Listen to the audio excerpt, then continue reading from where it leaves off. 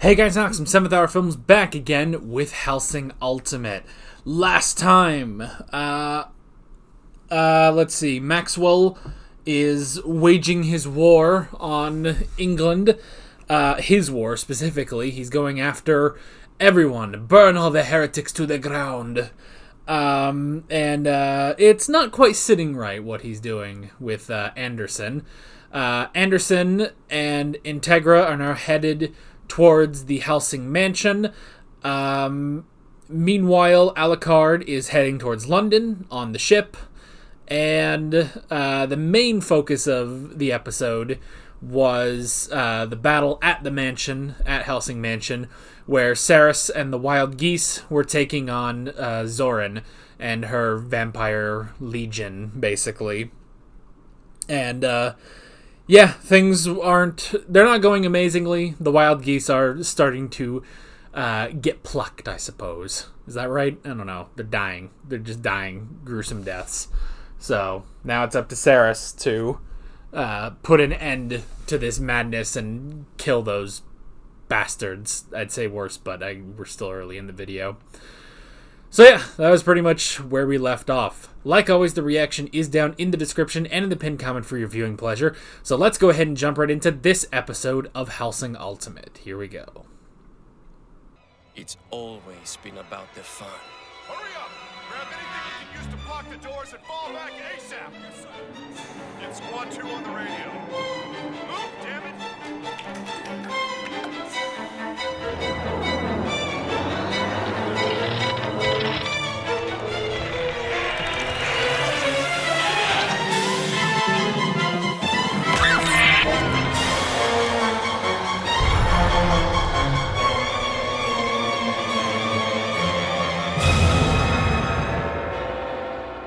You know, we always talk about how edgy this show is.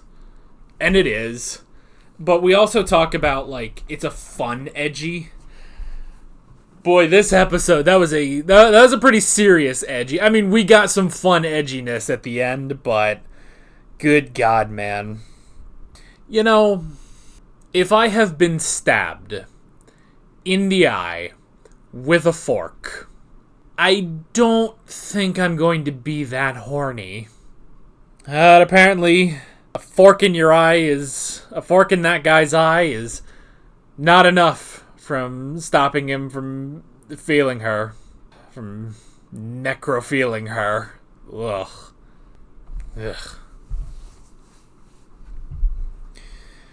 I mean, it still feels like a thing of... Which is hilarious, because I talked about, although I guess this is coming out first, but on the last episode of Barry that I recorded, which was Season 2, Episode 8, I talked about, like, seeing the thought process of a writer, you know? And I feel like that's the author being like, okay. Like, I'm sure it's not something that the author just, like, came up with, you know, on the fly.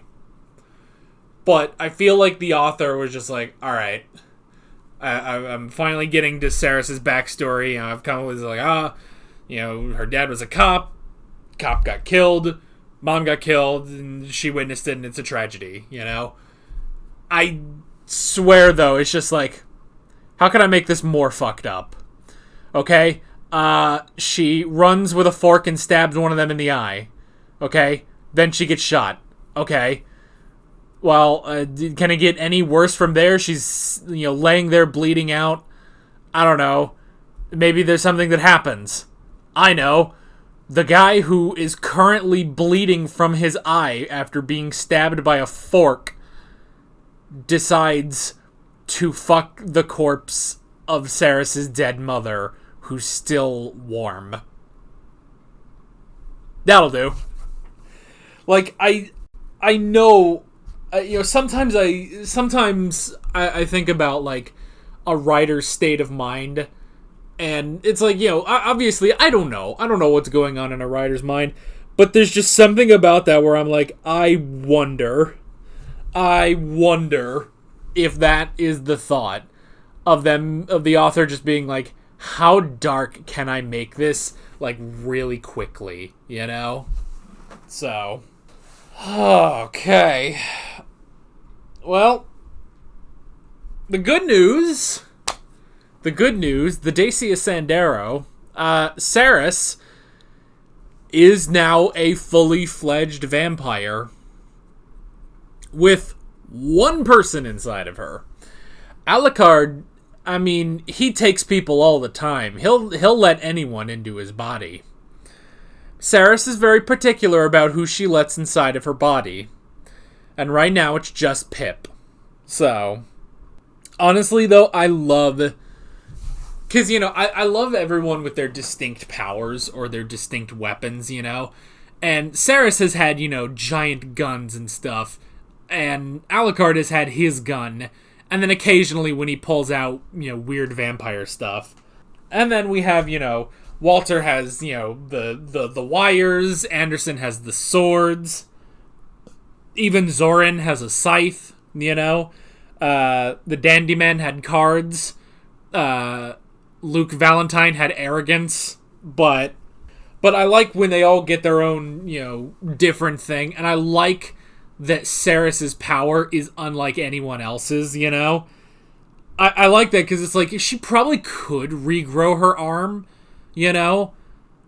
but I like that she doesn't. And I think from what I remember in the abridged is that, or maybe someone like clarified that earlier on, is that Saris could regrow her arm, but I think that would like use up Pip's blood, at which point she'd kind of just be back to normal.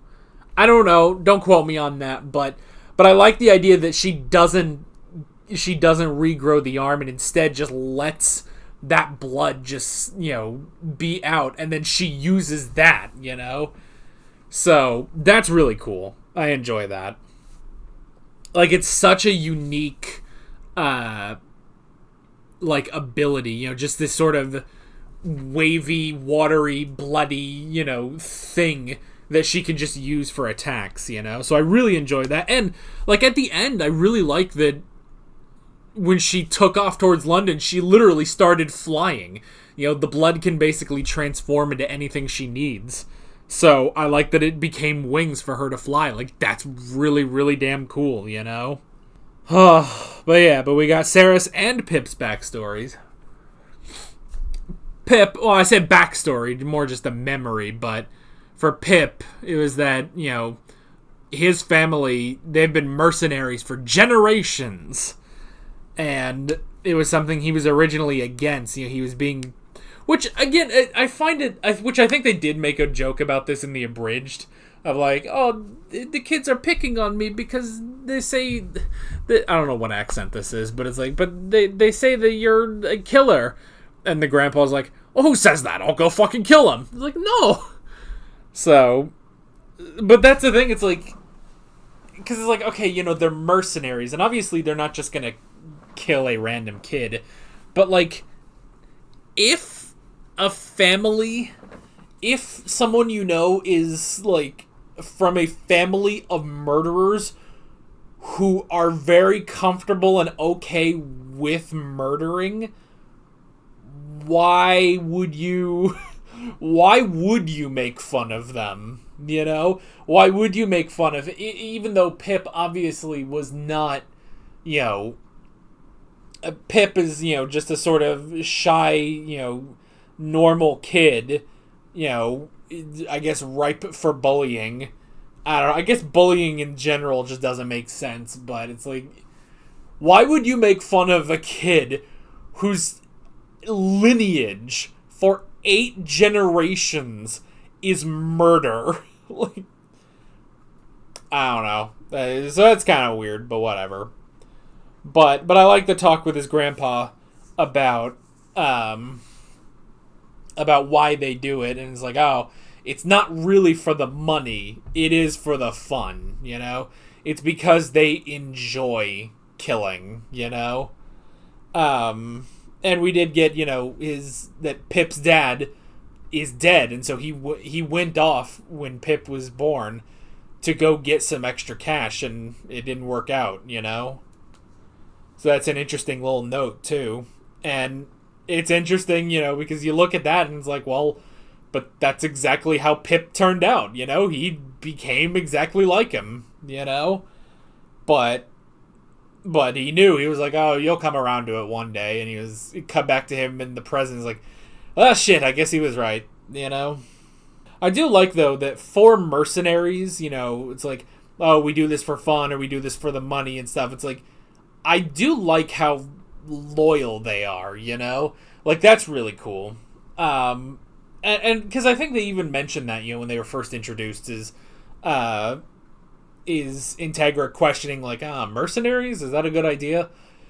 And Walter basically saying, like, oh, they are fiercely loyal, you know? Like, they are unlike most mercenaries who, you know, if it gets too rough, they'll turn tail and leave, you know? Be like, there are things that are not worth money, but for the wild geese, no. So I like that they were honorable and they were going in to die like men. And yeah, some of them needed convincing, but I like that.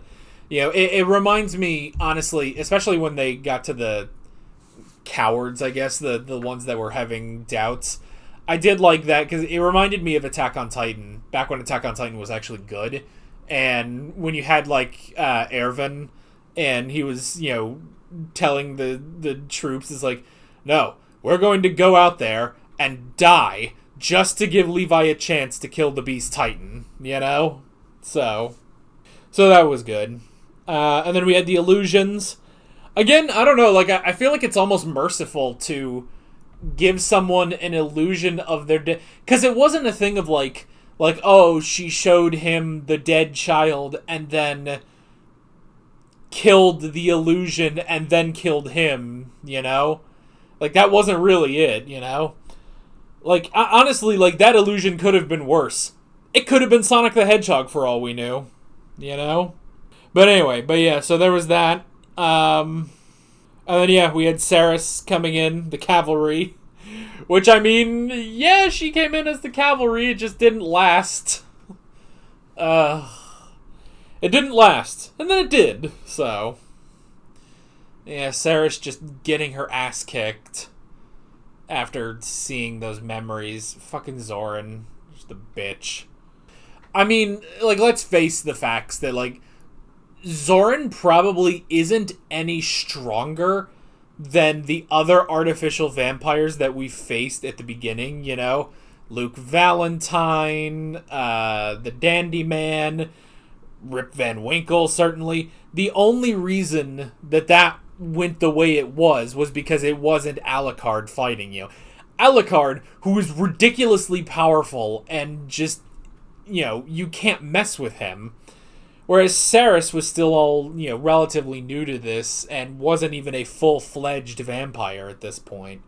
So yeah, it's like that's the reason that, you know, Zoran got such an upper hand. But then Pip coming in with the save, that was at least good. And the two of them just getting beaten to hell, you know?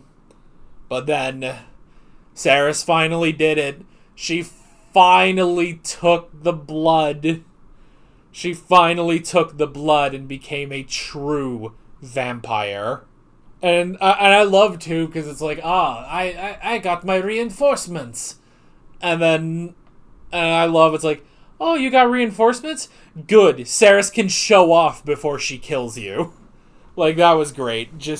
And I love how it's like, oh, these are strong Nazi vampires. Why? I don't know what accent I'm doing anymore. They are strong Nazi vampires. Why? And they are pissing themselves. And it's like, yeah, because they're because they're vampires. Saris is just a vampire. Yours are vampires. That's the difference, you know? Because she is legit and even you are not. You are shit. You are the shit that she wipes from her ass. Her perfectly round pillow of an ass and deposits into the toilet. This metaphor is off the rails, but there's a hair on the pop filter here. So that probably was great in your ears. Anywho. But that's the thing, is that all of you are shit vampires, you know? Vampires.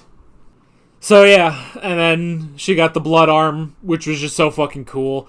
And then I love is like, how do you kill Zoran?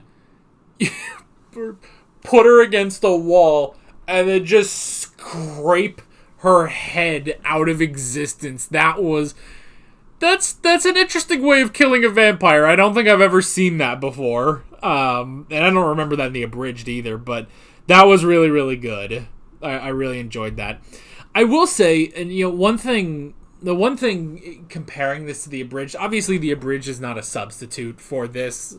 That's pretty obvious, but one thing I will say, I do kind of like some of the pacing in the abridged a bit better, because, it's abridged, but some of the moments they choose to cut out, I think were good. Like, that whole moment where Schrodinger shows up and is like, oh, now I'm going to explain why we're not going to kill you, but instead, and it's like, this 2-minute scene of Schrodinger talking, and it's like, okay, let's get back to the action, please. Like, I don't give two shits what Schrodinger has to say, So yeah, I didn't care about that, but whatever.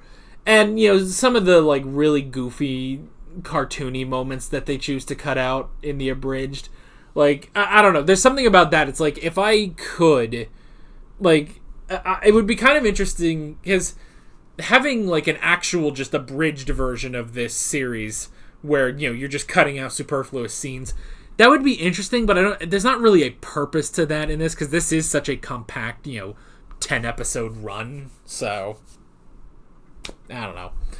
But yeah, but some of that, especially I think the scene with Schrodinger could have been cut, just because, okay, you're kind of interrupting the pace of the fight now, So, but still, it was a good fight and a hell of a way of killing a vampire.